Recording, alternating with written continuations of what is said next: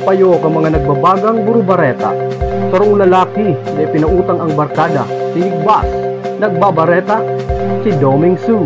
Yes, Pai Doms, yaon nga ni ako ngunyan sa harong kang nasabing sospek na si alias Bua.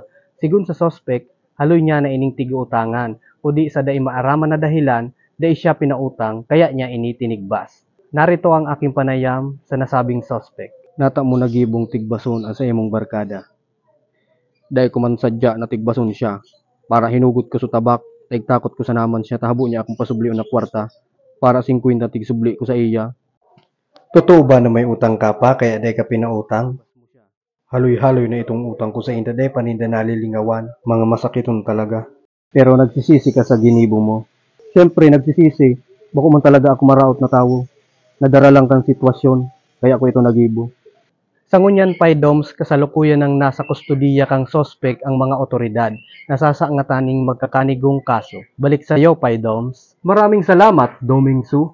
Sa ibang bareta naman, Bulkan Mayon, dahil na po siya mabuganin laba. In short, inactive na po siya. Dahilan kay ni ang pirang aldaw asin duro-diretsyong pag-uran.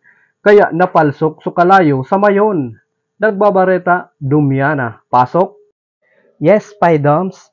Marinaal daw mga Bicolano asin Bicolana dahil ngani po sa sunod-sunod na bagyo na nagdulot nin grabing uran, ini pong si Mayon na dati pirming tig-uragan, pirming tigluwasan, na lava, ay kasalukuyan na pong inactive dahil po napalsok sukalayo kang grabing uran. So sabi nga ni po ng mga sabungero, aabuton pa nin 100 years bago ini maging active giraray. So yan lamang po ang sa kuyang mga burubareta. Ini po si Dumyana, nagpapatutok maski anong oras. Balik sa iyo, Pai Doms.